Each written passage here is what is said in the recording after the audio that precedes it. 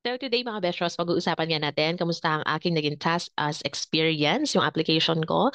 So, kamusta mga online applications kay TaskUs? Mare-recommend ko ba si TaskUs or ano yung mga um, assessment tests or yung mga kailangan gawin or qualifications sa work from home setup nila? And kamusta ang interview? Ano yung mga interview questions? Okay, but before that, no, gusto ko munang sabihin na welcome back sa akin dito sa YouTube, guys, kasi it's been years since I last posted a video dito sa aking YouTube channel. Because years ago, ayan, during pandemic, naisipan ko lang mag-upload ng kung ano-anong video dito sa YouTube. So, ayan, trip-trip lang. And then, these past few years, naging busy tayo. And these past 2 years, ay nag-focus ako sa content creation on my Facebook page. And now, I decided na ituloy naman dito sa aking YouTube channel. So, welcome. Welcome back sa akin and welcome back sa'yo. Kung dati ka ng subscriber, but if not, so if it's your first time here, so welcome. Ayan. And also, you can click subscribe button down there. Okay. So anyway, guys, so let's start na nga. So, kamusta ba si TaskUs? Si TaskUs nga ay isang BPO company. So, marami na rin silang sites dito sa Philippines. So, I think, or I heard na ngayon, may bago silang sites sa Las Piñas. And global na rin ito, no? Kasi, as per the video na na-watch ko, ay meron sila sa India, sa Colombia, and many others. And then, why task as why I applied here. So actually, meron na akong experience sa BPO na 2 years plus. And also, right now, I am a freelance online English teacher. So most of my career or yung professional years ko ay nagtuturo ako online or yun nga, sa aking mga international students ng English. But yun nga, nag-decide ako na i-try naman ang BPO again. So, ano ba yung nagpa-decide sa akin na mag-apply sa TaskUs?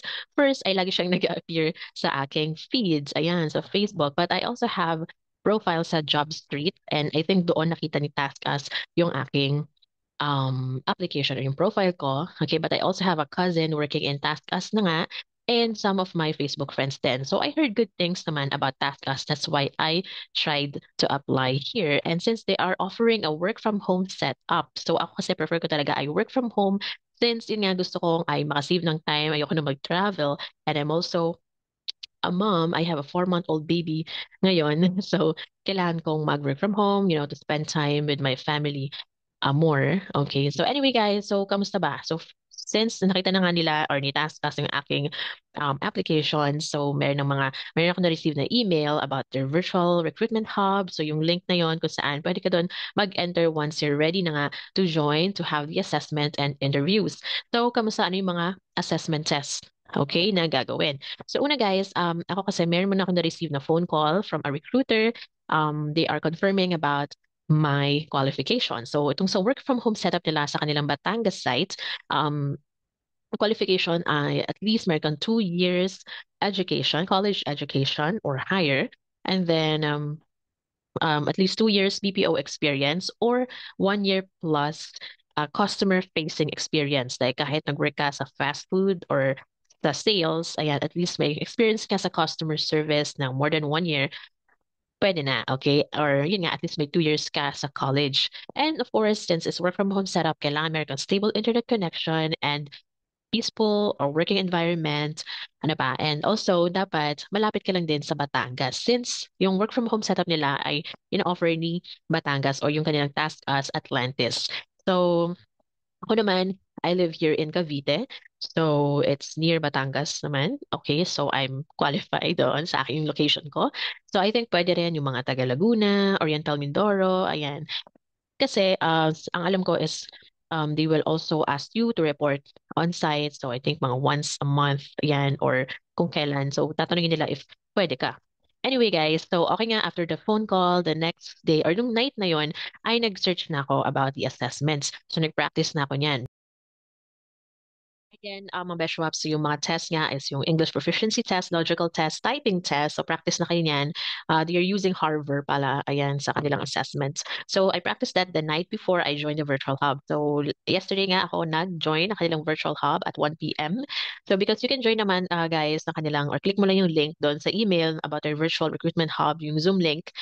So from 9 a.m. to 5 p.m. Mondays to Fridays. So kaya nga, once I enter nga the link, ayun, meron ng ibang mga applicants doon. So, first, tatanungin ka naman doon about your qualifications nga. So, sa role na for work from home food campaign nila is you have to at least have a 1 year customer service experience, facing experience, or 2 years in BPO industry, or 2 years then or higher in your college educational attainment. So, and also, of course, meron kang stable internet connection. Ayan, and you reside near Batangas. Anyway, guys, so no, all goods naman yung qualification. So, nag-proceed na dun sa aking assessment. So, you're gonna do the assessment while on cam. So, dapat naka-desktop or laptop ka while you're in the virtual recruitment hub nila. Kasi kailangan nag-assessment ka na naka-open cam and you have your reliable microphone. O, tinan nyo guys. Okay, tinali ko na or yung aking headset. Ayan, kasi maluwag na siya. Okay?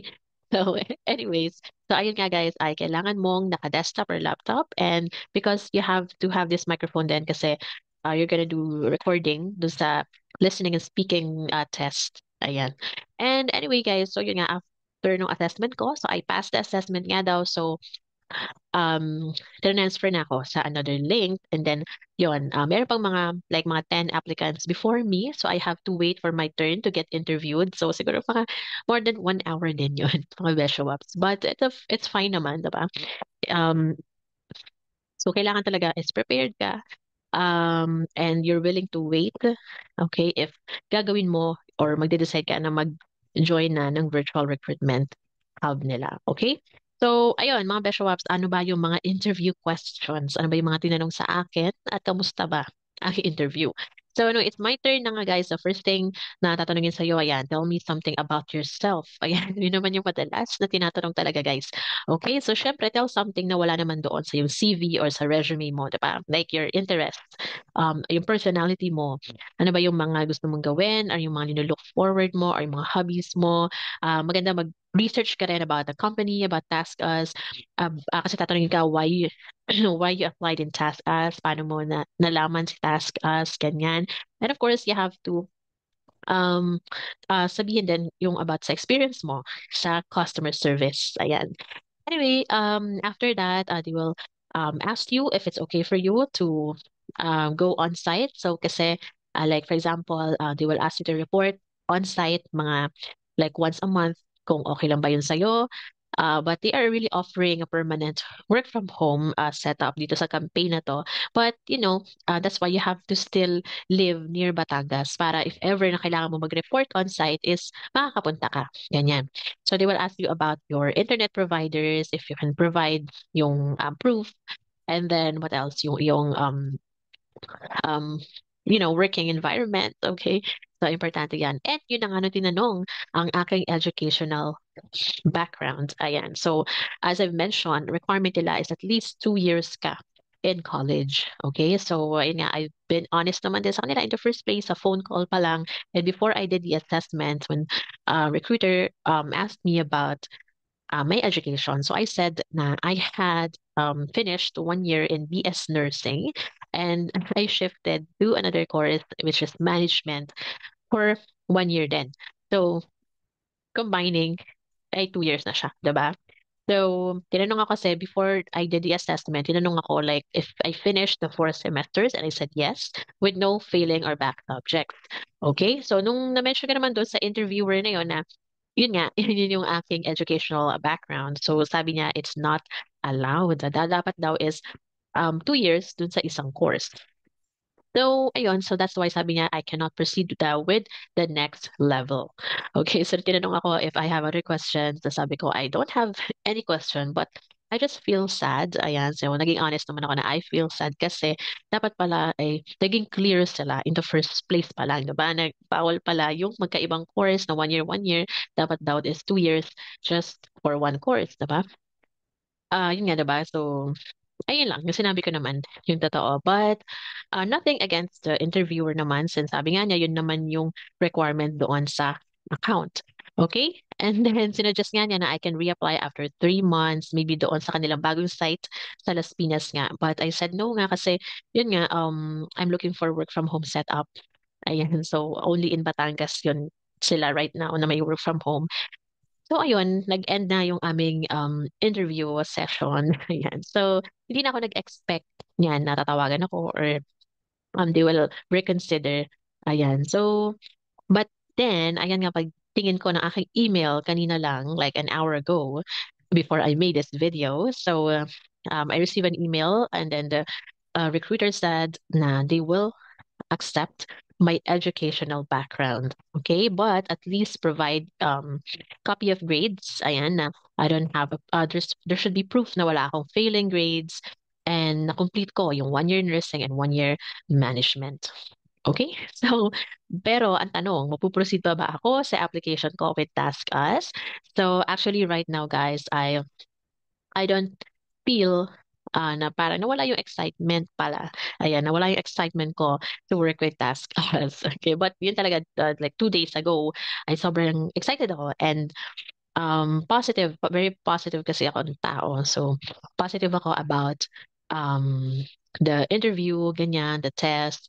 And parang excited na ako mag-work, ganon. And then, syempre, I heard good things naman. To be fair, I heard the positive things naman about the company. So, yun lang, sabi, sa isip ko lang, it's just not clear yung kanilang qualifications. Ayan. But, ayun nga, thankfully naman ay 'di ba, nag-email naman na they considered nga yung aking educational background. Medyo nawala lang talaga yung ngayon yung aking excitement, parang gano'n. Na-sad ako yesterday kasi nga parang nasa isip ko na failed na ako or na-reject ako. So, I mean, I'm open naman sa rejections, no? But parang hindi ko lang siya in-expect na yun yung magiging reason. Okay, kaya parang ngayon, parang I'm not sure if I will continue my application with TaskUs. Okay, but marirecommend ko pa rin ba ang TaskUs and yung kanilang online application? So, I can say naman na naging smooth yung kanilang online or virtual recruitment. Ayan. So, if you qualify sa kanilang work from home setup, so you can apply because I think they're still hiring and they need more employees or if you meron silang bagong site dyan sa Las Piñas or dun nga mag-apply ka rin on-site sa Batangas. And yeah, they have a lot of sites na pwede kang mag-work. Okay? Pero yun nga, if you looking for work from home, Batangas yung piliin mo na site nila pag mag-a-apply ka. Anyway, guys, so yun naman masasabi ko about my experience with TaskUs. So, if you qualify naman sa kanilang mga requirements, ay go lang, okay? Na smooth naman yung naging ano namin, kumbaga yung recruitment, virtual recruitment. It's just that as of now, nawala na yung aking eagerness dahil na mag-work sa kanila. Ayan. So, yun yung aking honest review about my application. So, if you're gonna apply with TaskUs, ayan, good luck. Ayan. And next video naman, mga Beshwabs, is I will tell something naman or I will give you information naman sa ibang mga companies na meron akong experience or nag-apply ako. And especially sa I'm doing or I'm still an online or freelance online English teachers. Ano ba yung mga mare-recommend ko na companies? So pag-usapan natin yan next video. But for now, thank you so much for watching kung inabot mo ang dulo ng video na to. So thank you so much. And I hope to see you again here on my channel.